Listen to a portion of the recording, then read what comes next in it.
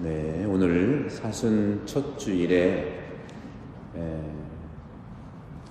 일독서에서는 노아 홍수가 끝나고 계약을 맺는 장면이 나오고, 오늘 복음은 예수님께서 광야에 가셔서 40일 동안 사탄에게 유혹을 받으시는 장면입니다. 사순 첫 번째 교회는 예수님의 40일 사탄의 유혹을 우리에게 전하면서 우리도 그 유혹을 견뎌낼 수 있는 회개의 삶을 살도록 초대합니다. 오늘 복음은, 마르코 복음은 짧은 복음이어서 구체적으로 어떤 유혹을 당했는지는 나오지 않지만 마테오나 루카 복음에서는 구체적으로 나옵니다. 그래서 마테오 복음에서 예수님의 유혹당한 세 가지를 나누고자 합니다.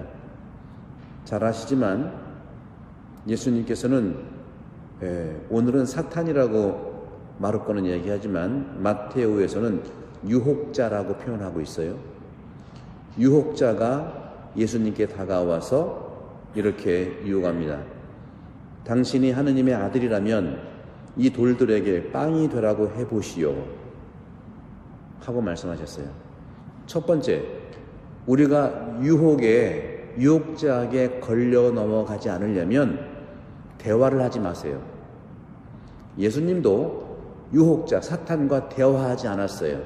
즉시 말씀으로 반대로 던지고 대화를 이어가지 않았습니다.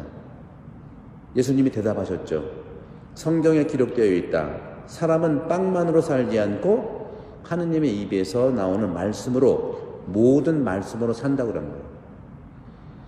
그러자 악마는 다시 예수님을 거룩한 도성으로 올라가요. 거룩한 도성으로 가서 우리 태안본당 성전과 같이 높은 성전 꼭대기에 세운 다음 그분께 말했어요. 당신이 하느님의 아들이라면 밑으로 몸을 던져보시오. 성경에 이렇게 기록되어 있지 않소? 그분께서는 너를 위하여 당신 천사들에게 명령하시리라. 행여 내 발이 돌에 차일세라. 그들이 손으로 나를 받쳐주리라. 이 악마가 말이죠, 너무 똘똘해서 예수님을 유혹할 때 성경 말씀으로 유혹을 해요. 우리도 유혹 중에 하나가 뭐냐? 성경 공부를 많이 한 사람들이 많이 한 성경 내용으로 사람을 판단하는 경우가 있다는 거예요. 성경 많이 한다고 천국 가는 거 아니에요. 그런 점에서. 그러면 물론 성경을 많이 알면은 당연히 그 길을 알 수가 있는 거죠. 제가 항상 농담처럼 얘기하지만 성경을 많이 알아가지고 천당 간다면 농담이에요. 저밖에 더 가겠어요? 저보다 성경 많이 아는 사람 여기 있겠죠. 그러나 성경을 그렇게 많이 알면은 천국 가야 되잖아요. 그런 게 아니라는 걸 얘기하는 거예요. 이 두 번째도 역시 예수님께서도 말을 섞지 않고 그대로 반대로 얘기했습니다. 유혹자와 사탄에게는요, 우리는 반드시 대화하지 말고 반대로 얘기한 다음에 이어가지 않으면 됩니다. 주님이 그랬죠. 아주 간단해요. 마귀는 그렇게 많이 자기가 성경 안다는 것을 그렇게 과시하면서 예수님을 유혹해요. 예수님 한마디로 정리합니다. 주 너희 하느님을 시험하지 마라. 얼마나 깔끔해요. 그러자 세 번째 악마는 다시 그분을 매우 높은 산으로 데리고 올라갔어요. 아마 백화산 정도 될 것 같아. 여기 백화산 높잖아요. 그죠? 200 몇 미터? 284? 290, 아니, 뭐, 그건 300이 안 됩니다. 높은 산으로 데리고 가서 세상의 모든 나라와 그 영광을 보여주면서 당신이 땅에 엎드려 악마인 자기에게죠. 나에게 경배하면 저 모든 것을 당신께 주겠소 하고 말했어요. 그러자 예수님께서는 또 말을 섞지 않고 한마디로 정리했어요. 사탄아 물러가라. 깔끔하죠. 여러분도 인생을 살면서 사기꾼을 만나면 이렇게 돼야 하면 돼. 근데 사기꾼이라는 사람이 이렇게 막 우리에게 달콤한 걸 주면서 오긴 하거든요. 악마는요, 뿔 달리고 와서 괴롭히지 않아요. 그러면 우리 다 도망가죠. 악마로 위장한 나한테 필요한 것을 주는 그 유혹자라는 겁니다. 여기에서 주님이 말씀하세요. 사탄아 물러가라. 성경에 기록되어 있다. 주 너의 하느님을 경배하고 그분만을 섬겨라. 이 세 가지. 여러분은 어떻습니까? 오늘 첫 번째 유혹, 돌을 가지고 빵이 되라고 기적을 베풀라는 거죠. 여기서 돌을 가지고 빵이 되라면은 이거야말로 얼마나 허무맹랑할까 하지만 실제로 우리는 이런 유혹에 빠지고 있어요. 어떤 뜻일까요? 성경은 똑같습니다. 부자들을 뭐라고 하는 게 아니라 바로 부자들이 모든 곡식들을 많이 소출해서 창고에 쌓아놓고 야 이젠 됐다. 여생을 내가 편히 지내리라. 그 곡식의 재물은 바로 노동의 가치를 통해서 부자가 된 건데 이 부자는 이제는 하느님의 축복을 원하지 않는 것이 되는 거예요. 왜? 내가 얼마나 열심히 일을 했는데 당연히 중요하죠. 그러나 그 축복이 선물이라는 건데 돌을 가지고 빵으로 만들면 그게 선물이 아니잖아요. 보는 즉시 모든 돌들이 빵이 돼가지고 창고에 쌓아놓으면은 여러분 생각을 해보세요. 인색하다는 게 뭡니까? 사람은요, 부자든 가난한 사람이든 서로 자기의 재화를 주고받고 선물도 큰 거, 작은 거, 작은 선물로 마음을 크게 전할 수 있잖아요. 이렇게 선물로 주고받는 건데 돌을 가지고 빵을 다 만들어버리면 누구한테 받을 필요가 없는 거예요. 이게 유혹이라는 겁니다. 하느님은, 즉 예수님은 사랑이 없는 빵은 만들지 않아요. 이게 우리에게 오는 유혹이에요. 오늘날 모든 재화를 벌어들일 때 사랑이 없는 재화는 그것이 하느님의 축복이라는 것을 잊는다는 거죠. 두 번째로 이 유혹자가 말한 것처럼 성전 꼭대기, 우리 태안성당 같이 높은 성당 꼭대기에 데리고 올라가서 던져보라고, 몸을 던져보시오. 이건 뭘 얘기하느냐? 중세도 그렇고요. 이 미국에서도 대통령이 되면 어디 위에 손을 얹어놓고 선서하죠? 어디 위에 손을 얹어놔요? 성경 위에 손을 얹어놓고 자기는 수행을 다 하겠다고 해요. 우리나라도 그런가요? 우리 성경, 내가 또 오랜만에 한국에 와가지고 근데 그리스도교라고 하는 중세 때는요, 모든 왕들이 대관식, 교회를 통해서 왕의 모자를 쓴 대관식을 거행해요. 바로 이건 뭡니까? 똑같아요. 요즘엔 대관식이라 할 수 없으니까 성경에다 올려놓는 건데 유럽의 문화는 모든 게 손을 이렇게 성경에 대고 대통령직을 수행한다고 하는 거예요. 여러분도 레지오 단원들 선서식 하잖아. 그죠? 어디에 손을 대고 선서해요?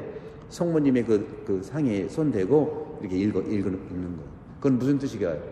모든 중세 때 왕들도 하느님의 뜻대로 자기가 봉사하겠다는 건데 그게 하느님의 뜻이 아니라 자기 뜻을 가지고 하느님의 이름으로 백성들에게 군림한다는 거죠.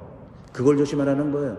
우리 본당도 마찬가지예요. 저도 마찬가지예요. 제가 성경 많이 한다고 하면서 그 성경을 나 사익을 위해서 여러분들에게 강요하거나 하느님의 이름으로 말한다고 하면서 내 사익을 얘기한다거나 이거 하지 말라는 겁니다. 예수님이 그랬잖아요. 한마디로 정리했죠. 하느님을 시험하지 마라. 여기에서 우리는 두 번째 유혹이 있을 수 있다. 끝으로 세 번째는요, 다시 산에 올라가서 세상 모든 나라와 영광을 보여주면서 땅에 엎드려 나한테 경배하면 다 준다는 거예요. 이게 뭐예요? 탐욕이죠, 탐욕. 물질주의 탐욕, 권력 이런 거예요. 탐욕. 누구한테 아바타처럼, 누구한테 종처럼, 누구한테 순명하면서 저 모든 권력과 모든 재물, 탐욕을 갖겠다는 거예요. 이것도 우리도 자칫 잘못하면 대부대모한테, 그런 사람 없어요. 대부대모한테 순종하면서 돈거래하는 거 안 된다 이거. 꼭 집어서 말씀드립니다.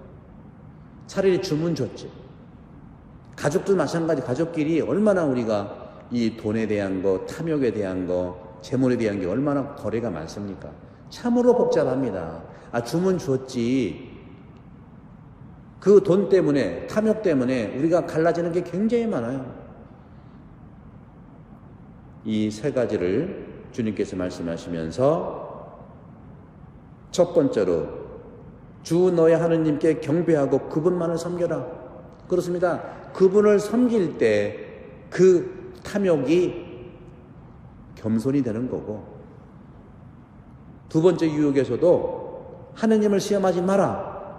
하느님의 뜻을 내가 살아야지 내 뜻을 하느님의 이름으로 오용하고 사용하는 거 안 된다.